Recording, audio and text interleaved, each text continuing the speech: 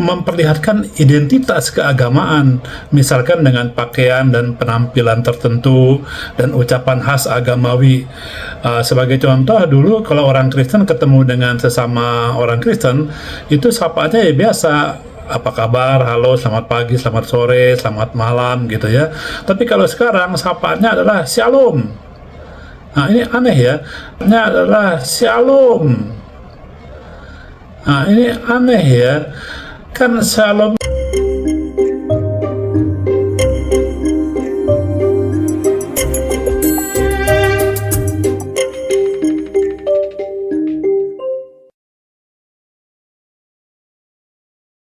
Ya, di hari-hari ini banyak orang yang lucu menyampaikan suatu gagasan, memberikan suatu informasi tanpa riset dulu, tanpa diteliti dulu, tanpa dilihat dulu, tetapi berani berucap, berani menyatakan gagasan, tetapi tanpa melihat dulu apakah ada tertulis hal demikian.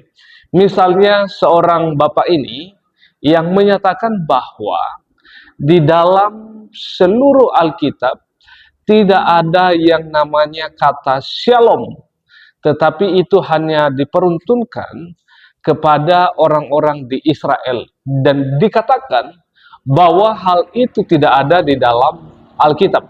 Nah, oleh karenanya mari kita cek video berikut ini, dan saudara boleh memberikan nanti masukan dan tanggapan saudara setelah melihat secara utuh seluruh video ini. Indonesia baru saja dinobatkan oleh PEW Research Center sebagai negara paling religius peringkat 1 di dunia.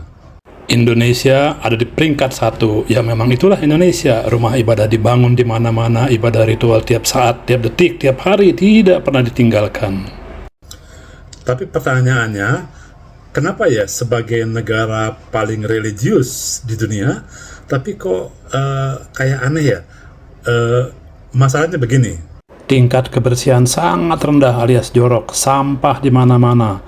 Kekerasan seksual pada perempuan alias pemerkosaan tinggi, padahal perempuan dilindungi dengan jilbab bahkan sejak mereka SD.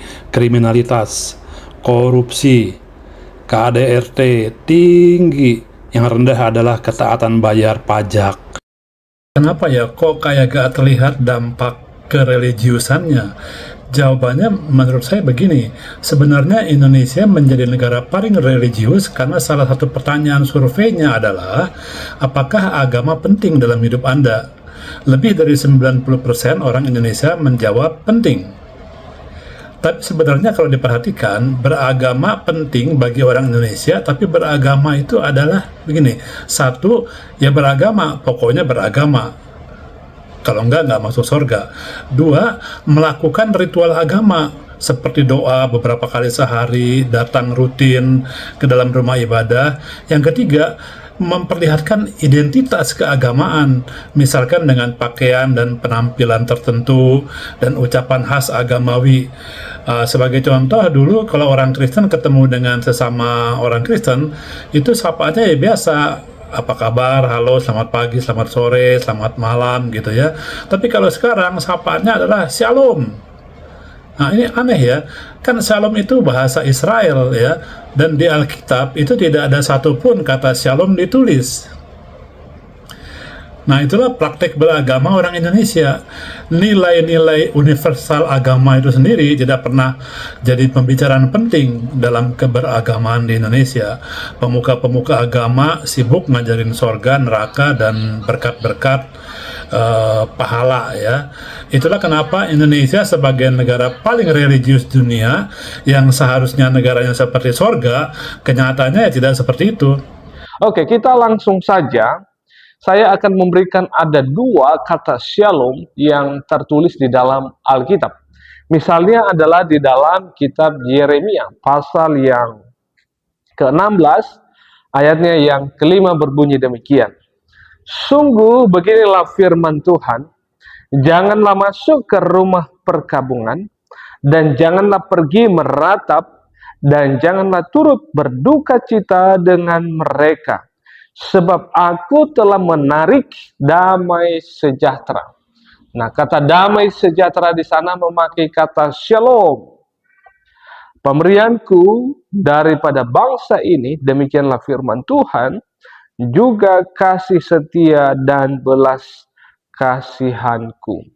Jadi, di dalam bahasa Ibrani ini memakai kata shalom. Nah, ini yang pertama adalah menunjukkan bahwa ada kata shalom, damai sejahtera di dalam Alkitab. Itu yang pertama. Nah, yang kedua, itu tertulis di dalam kitab Mazmur, pasal yang ke-85, ayat yang ke-9. Berbunyi demikian.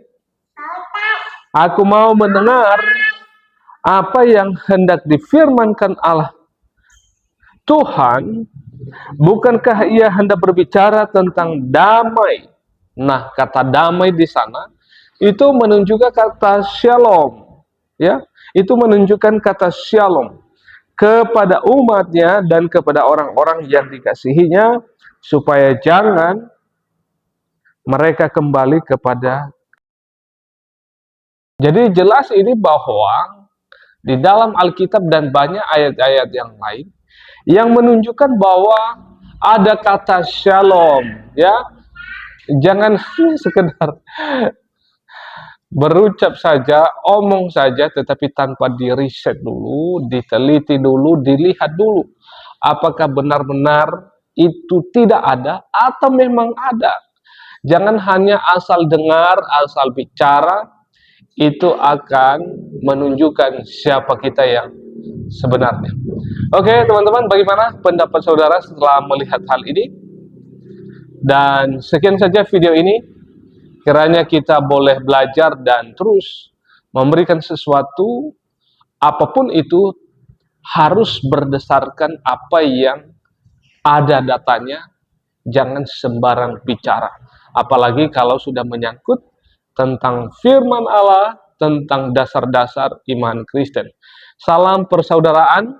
Kita adalah semua saudara, karena kita adalah sebangsa dan setanah air. Terima kasih. Shalom. Teman-teman silakan ikuti media sosial ini dan jangan lupa untuk like, komen, dan bagikan tayangan ini supaya menjadi informasi bermanfaat bagi teman-teman di luar sana yang belum mengetahui hal ini. Salam sehat, tetap semangat, Tuhan Yesus memberkati kita semuanya.